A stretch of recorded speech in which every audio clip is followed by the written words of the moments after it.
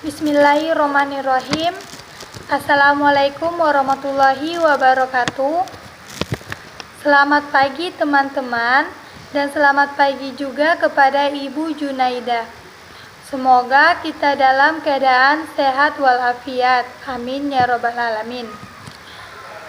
Saya ucapkan terima kasih kepada Ibu Junaida selaku dosen mata kuliah Bahasa Indonesia. Sebelumnya, saya akan perkenalan terlebih dahulu. Perkenalkan, nama saya Nabila Sari Hasibuan.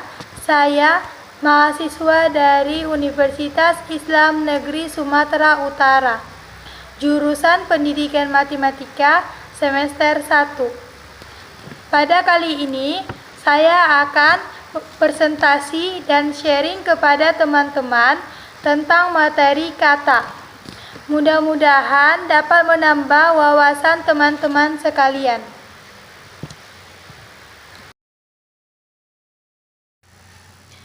Kata. Makna kata. Ketika berbahasa, kemampuan pemakaian bahasa dalam memilih kata memanglah peranan penting. Jika pemakaian bahasa salah memilih kata, tujuan yang diinginkan tidak tercapai karena informasi yang disampaikannya tidak tersampaikan dengan baik dan benar. Akibatnya, informasi yang disampaikannya tidak dimengerti dengan baik oleh pihak penerima pesan. Kalaupun bisa, informasi itu akan dimengerti dan dipahami dengan susah payah. Bahkan tidak jarang terjadi seseorang salah memahami apa yang dikatakan oleh orang lain karena kemampuan orang itu dalam berkomunikasi, termasuk memilih kata, amat terbatas. Berikut ini disajikan makna dan hubungan makna itu satu persatu.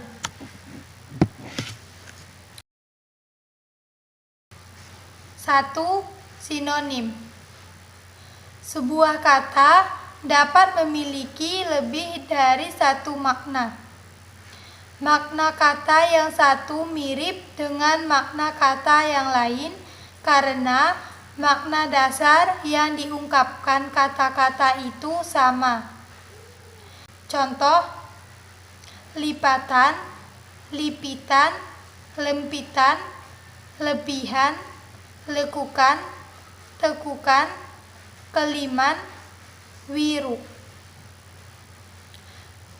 Kata-kata ini memiliki hubungan makna sinonim.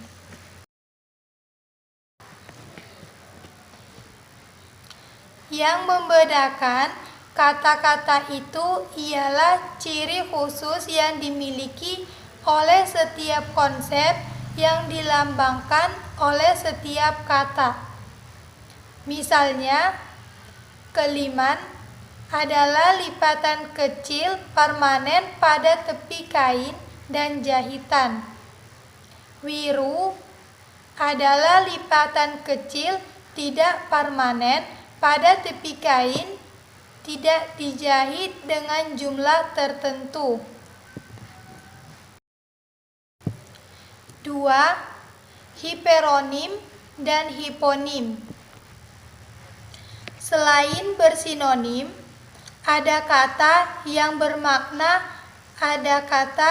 maknanya berada di atas makna kata lain atau mencakupi makna kata yang lain. Kata bunga, misalnya mencakupi makna mawar, melati, dahlia, anggrek, tanjung, kertas. Saya membeli bunga tidak termasuk melati dan dahlia. Saya membeli melati dan dahlia, tidak semua bunga. 3. Pertentangan. Selain bersinonim, ada juga kata yang bermakna bertentangan dengan makna kata yang lain, seperti antonim. Antonim adalah oposisi makna yang berjenjangan. Misalnya, tinggi, agak tinggi, tertinggi, atau tidak tinggi, tidak sama dengan rendah. Oposisi 1. Oposisi kontras atau oposisi mutlak, yakni kata yang bermaknanya bertolak belakang dengan makna kata lain. Misalnya, hidup mati. 2. Oposisi arah, misalnya datang pergi. 3. Oposisi ekuipolen, misalnya pria wanita. 4. Oposisi yang melengkapi, misalnya suami istri. Meronimi atau makna yang menunjukkan hubungan bagian keseluruhan seperti pintu rumah atau pintu bagian dari rumah. Akan tetapi, pada milik yang terpisahkan tidak terjadi hubungan bagian keseluruhan atau meronimi. Contoh, rumah saya atau rumah milik saya. Karena rumah saya bukan merupakan bagian dari saya, tetapi milik saya. 4. Makna denotatif dan makna konotatif. Makna denotatif adalah makna kata berdasarkan tunjukan lugas kata pada sesuatu yang ada di luar bahasa atau makna yang didasarkan pada konvensi masyarakat pemakai bahasa.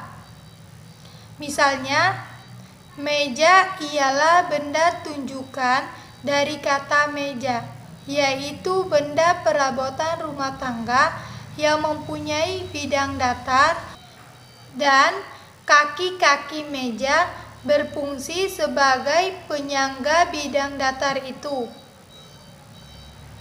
Makna konotatif adalah makna yang diakibatkan oleh tautan pikiran yang ditimbulkan nilai rasa pada seseorang ketika orang itu berhadapan dengan sebuah kata. Jadi, makna konotatif adalah makna yang ditambahkan pada makna denotatif. Misalnya, wanita pesantren adalah berkonotasi baik, suka akan agama. Wanita kampus adalah berkonotasi baik, suka akan ilmu pengetahuan. Wanita jalanan adalah berkonotasi buruk, perempuan liar, perempuan nakal. 5. Makna leksikal dan makna gramatikal. Setiap kata mempunyai makna leksikal atau makna kamus. Makna leksikal dapat berbeda dari makna kata itu di dalam pemakaiannya atau konteks. Di dalam kamus, misalnya makna kata bau mencakupi bau harum dan bau tidak harum, ataupun bau sedap maupun bau tidak sedap. Akan tetapi, kalimat bajunya bau sekali selalu diartikan bajunya berbau sangat tidak harum. Hampir tidak pernah dimaknai bajunya berbau sangat harum.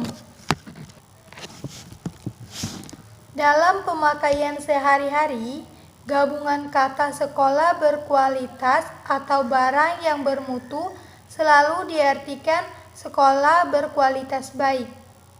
demi menjaga konsistensi pada teks hukum dan perundang-undangan kata berkualitas atau bermutu, baik untuk mengungkapkan makna positif atau baik maupun untuk mengungkapkan makna negatif atau tidak baik. Harus ditambahi penjelasan seperti berkualitas baik, bermutu tinggi, berkualitas jelek, bermutu buruk, berkualitas buruk, bermutu rendah. Tujuannya adalah agar maknanya jelas, tidak membingungkan, atau tidak bisa dipertanyakan lagi. Urutan kata. Selain pilihan kata, urutan kata atau di dalamnya gabungan kata ataupun di dalamnya kalimat merupakan sesuatu yang sangat penting. Urutan kata berkaitan dengan makna kata karena urutan berbeda menyebabkan makna yang berbeda. Contohnya, 1. Es batu, bukan batu es. Berarti es atau yang membatu berbeda, batu es berarti batu atau mungkin bening dingin seperti es. 2. Wanita pengusaha, pengusaha wanita, berarti wanita yang menjadi pengusaha. Pengusaha wanita adalah pengusaha atau bisa wanita, bisa pria, asalkan mengusahakan wanita. 3. Orang banyak, banyak orang, berarti halayak atau publik, sedangkan banyak orang berarti lebih dari satu orang.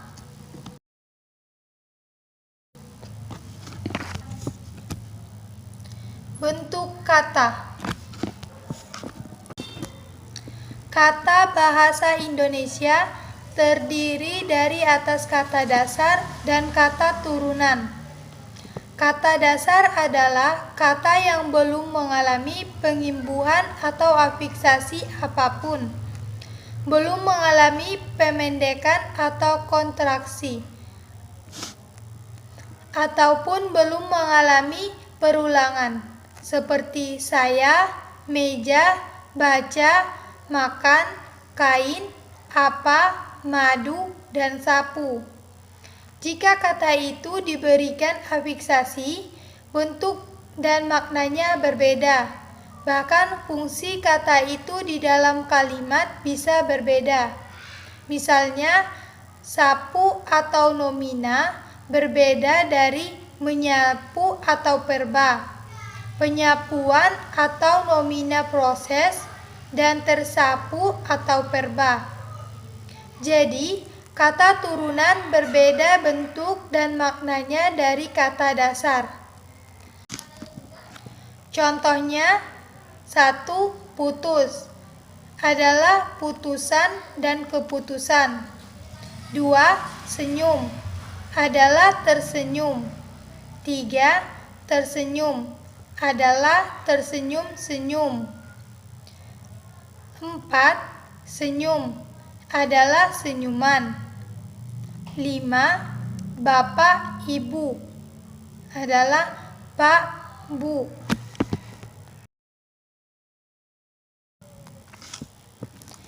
Imbuhan. Kata berimbuhan adalah kata dasar yang mendapatkan imbuhan yang berupa awalan, akhiran, sisipan, dan awalan akhiran. Macam-macam imbuhan yakni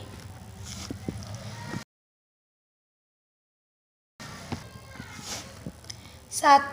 Awalan atau prefiks. Prefiks adalah kata imbuhan atau afiksasi awalan. Contoh prefiks: awalan me, mem, men, menge. Contoh kalimatnya adalah 1. Saya menari bersama adik. 2. Saya memetik mangga. 3. Adik mengambil kue di meja. Awalan ber. Contohnya 1. Orang tuanya tinggal bertiga dengan adik laki-laki Santi di Bandung. 2. Ayahnya bernama Aris.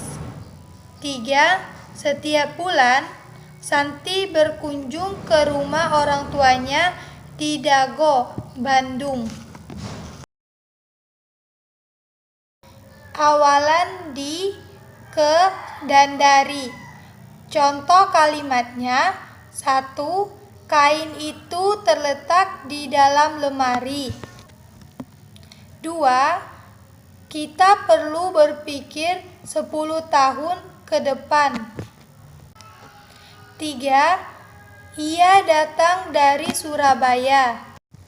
Kata ganti ku, kau, mu, dan nya. Contoh kalimatnya 1. Apa yang kumiliki boleh kau ambil. 2. Bukuku, bukumu, dan bukunya tersimpan di dalam perpustakaan. Kata ganti si dan sang. Contoh kalimatnya, harimau itu marah sekali kepada sang kancil. 2. Sisipan atau infix. Sisipan adalah imbuhan yang diletakkan di tengah-tengah kata dasar. Bentuk-bentuk sisipan antara lain L, M, dan R. Contoh infix. 1. Menyatakan intensitas dan jumlah. Gemetar, gemerincing, temali. 2. Menyatakan sifat. Temurun, telunjuk, gelembung, dan gemetar. 3. Akhiran atau sufiks. Sufiks merupakan kata imbuhan yang biasanya berada di belakang kata dasar. Contoh sufiks an, at, si, ika, in, ir, ud, ris, us, isme, is, isasi, isida, ita, or, dan tas. Contoh kalimat sufiks. 1. Buku bacaan yang dibawa Usma itu milik Cia. 2. Agus sangat menyukai asinan yang dibeli ibu. 4. Awalan, akhiran, atau konfiks. Konfiks merupakan kata imbuhan atau afikasi yang terdapat pada awalan dan akhiran dari kata dasar. Konfiks: me, kan, me, i, di, kan, di, i, pe, an, dan se, nya. Contoh kalimat konfiks. 1. Pengaturan jam kerja telah ditetapkan dalam undang-undang. 2. Dina telah mengirim tugasnya. 3. Ani dikirimi coklat.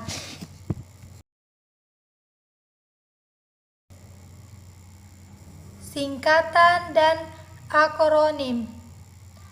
Singkatan ialah bentuk yang dipendekkan yang terdiri dari satu huruf atau lebih. 1. Singkatan nama orang, nama gelar, sapaan, jabatan, atau pangkat diikuti dengan tanda titik. Misalnya, A titik S Kramawijaya. Mu titik Yamin. Singkatan nama resmi lembaga pemerintah dan ketatanegaraan, badan atau organisasi yang terdiri dari huruf awal kata ditulis dengan huruf kapital dan tidak diikuti tanda titik. Misalnya, DPR adalah Dewan Perwakilan Rakyat.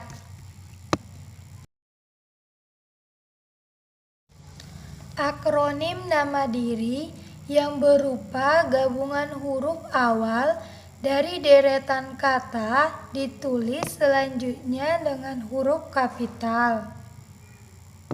Misalnya, APRI adalah Angkatan Bersenjata Republik Indonesia. Akronim nama diri yang berupa gabungan suku kata atau gabungan huruf dan suku kata dari deret kata ditulis dengan huruf awal huruf kapital. Misalnya, KONAWI adalah Kongres Wanita Indonesia. Akronim yang bukan nama diri yang berupa gabungan huruf, suku kata, ataupun gabungan huruf dan kata dari deret kata seluruhnya ditulis dengan huruf kecil. Misalnya, pemilu adalah pemilihan umum. Penulisan huruf kapital. 1.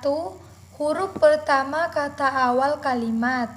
Contohnya, Poltak selalu bikin ulah. Apa maksudnya? Kita tidak tahu maksudnya. Kedua, huruf pertama pada kata pertama pada petikan langsung atau kalimat langsung. Contohnya, Hakim bertanya, nama saudara siapa? Poltak berseru, diam kau.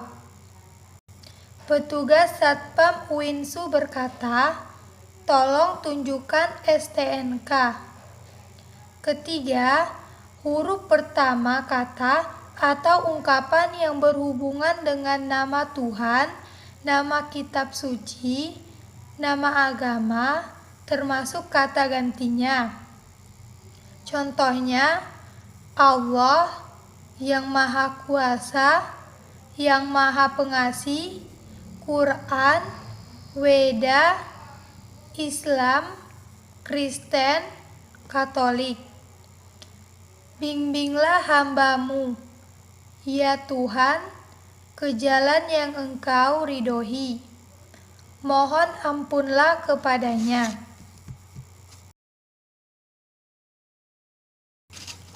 4. Huruf pertama nama gelar kehormatan, keturunan, dan keagamaan yang diikuti nama diri. Contohnya, Mahaputra Yamin, Sultan Hasanuddin, Haji Agus Salim, Nabi Muhammad. 5. Huruf kapital digunakan sebagai huruf pertama unsur nama jabatan, gelar, dan pangkat yang diikuti nama orang atau yang dipakai sebagai pengganti orang tertentu, nama instansi, atau nama tempat. Contohnya, Wakil Presiden Budiono, Perdana Menteri Mahathir Muhammad, Sekretaris Jenderal Departemen Pertanian, Gubernur DKI Jakarta, Profesor Dr. Bejo Suyonto. 6. Huruf pertama unsur-unsur nama orang. Contohnya, Halim Perdana Kusuma. Wage Rudolf Supratman, Helpi Tiara Rosa.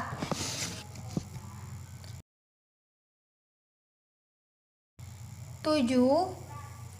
Huruf pertama nama bangsa, suku bangsa, dan nama bahasa. Contohnya, bangsa Indonesia, suku Batak, bahasa Inggris. 8.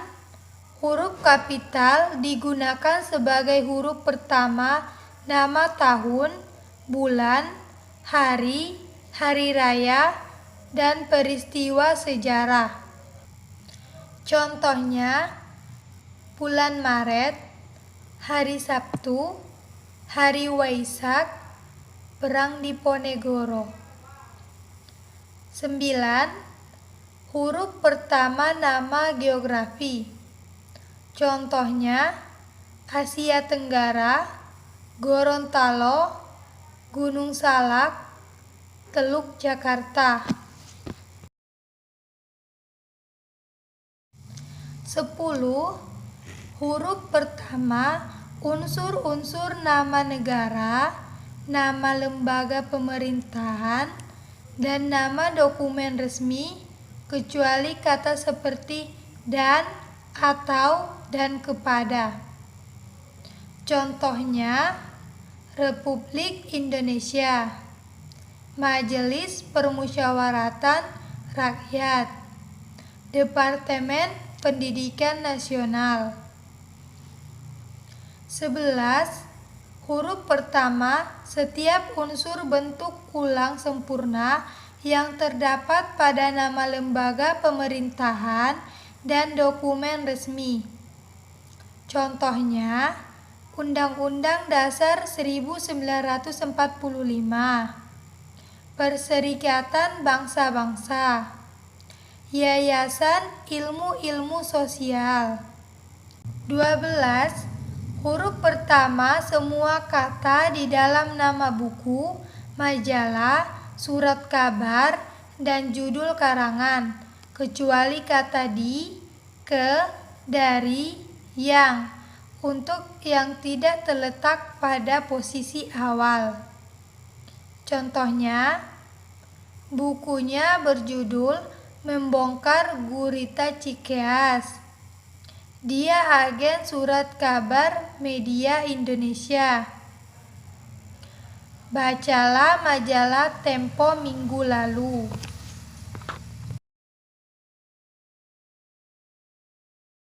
Demikianlah akhir presentasi saya. Semoga bermanfaat untuk kita semua dan terima kasih atas perhatiannya. Assalamualaikum warahmatullahi wabarakatuh.